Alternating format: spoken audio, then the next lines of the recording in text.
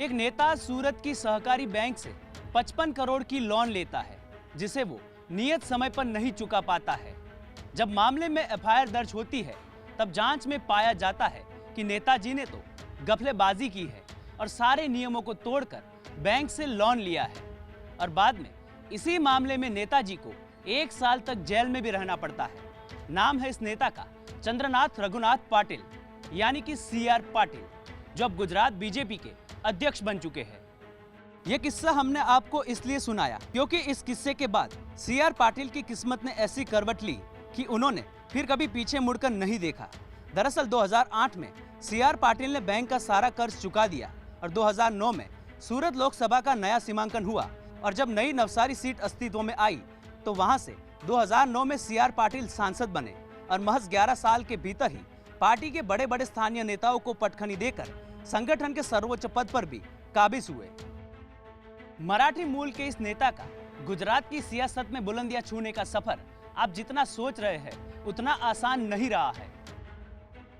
CR Patil की नियुक्ति के बाद चर्चाएं होने लगी कि मोदी और शाह से करीबियों की वजह से उन्हें यह जिम्मेदारी मिली है, पर बेहद ही कम लोग ये जानते होंगे कि एक वो दौर भी था जब CR पाटिल नरेंद्र मोदी के विरोधी गुट का हिस्सा हुआ करते थे।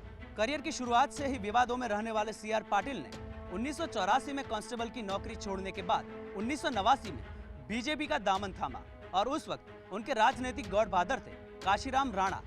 वही काशीराम राणा जो 1991 से 1996 तक गुजरात बीजेपी के अध्यक्ष रहे, 1989 से 2009 तक सूरत से सांसद रहे।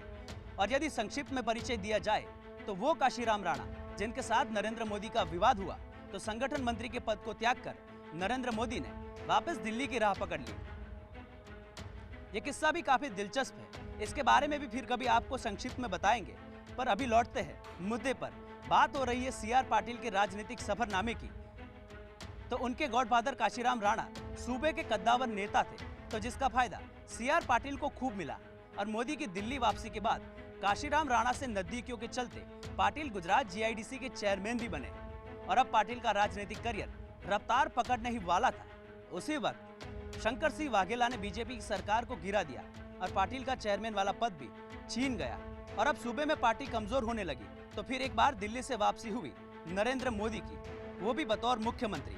और इसके बाद यही से CR पाटिल के सितारे गर्दिश में जाने लगे और साल 2000 में सूरत की सहकारी बैंक से नीति नियमों के खिलाफ लोन लेने के मामले में CR पाटिल बुरे फंसे और सूबे में सरकार होने के बावजूद भी CR पाटिल को कोई रियायत नहीं मिली और इसी मामले में CR पाटिल को जेल भी जाना पड़ा।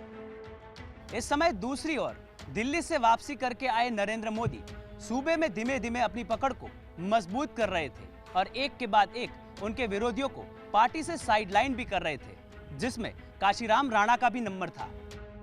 पर साल 2007 के चुनाव से पहले बीजेपी से साइडलाइन किए गए काफी सीनियर नेताओं ने नरेंद्र मोदी के खिलाफ मोर्चा खोल दिया था, जिसमें पूर्व गृह मंत्री गोवर्धन झड़फिया के नेतृत्व में महागुजरात नाम की पार्टी भी बनाई गई थी और यह बागी गुट नरेंद्र मोदी के लिए सिरदर्द बन चुका था। CR पाटिल एक चतुर राजनेता की तरह इस पूरे घटनाक्रम पर नजर बनाए हुए थे और काशीराम राणा के हनुमान कहे जाने वाले पाटिल हालात को भांपते हुए नरेंद्र मोदी के गुट का हिस्सा बन गए। और साल 2007 के चुनाव में पाटिल ने दक्षिण गुजरात में पार्टी के लिए जमकर मेहनत की और काशीराम राणा के गढ़ में नरेंद्र मोदी की विशाल महारैली भी करवाई। और अब यही से फिर एक बार CR पाटिल की किस्मत चमकने की शुरुआत हुई और पार्टी 2007 के चुनाव में बड़े मार्जिन से गुजरात में जीत गई। साथ ही में दक्षिण गुजरात की राजनीति में यही से काशीराम राणा के युग की समाप्ति हुई और CR पाटिल युग की शुरुआत हुई। अब लाजमी है 2007 के चुनाव में पाटिल ने बहुत मेहनत की थी, तो इसका फल भी मिलना लाजमी था।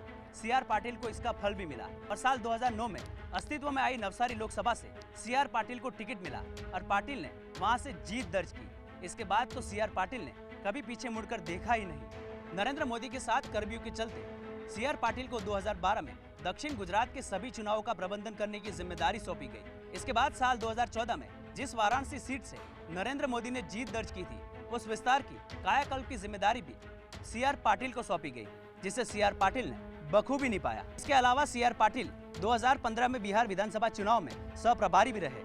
साल 2018 में कर्नाटक विधानसभा के चुनाव में भी उन्हें महत्वपूर्ण जिम्मेदारी दी गई थी और जब CR पाटिल को काम सौंपा गया तब CR पाटिल ने नरेंद्र मोदी को कभी निराश नहीं किया। तो वही 2017 में गुजरात में पाटीदार आंदोलन हुआ, भाजपा के खिलाफ काफी रोष था और चुनाव में सबसे ज्यादा बीजेपी को नुकसान होने की संभावना यदि किसी इलाके में थी तो वो सूरत का इलाका था, जो कि हार्दिक पटेल का गढ़ भी था।